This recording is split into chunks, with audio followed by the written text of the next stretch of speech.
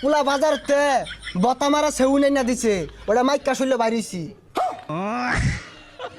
আরে মূর্খ, ওরে সেউন না, স্যান্ড হইব।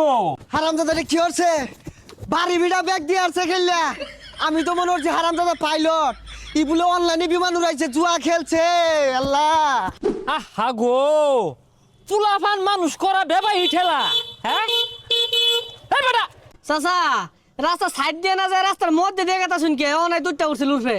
বাইসতে বেটা এটা সর্বনাশ।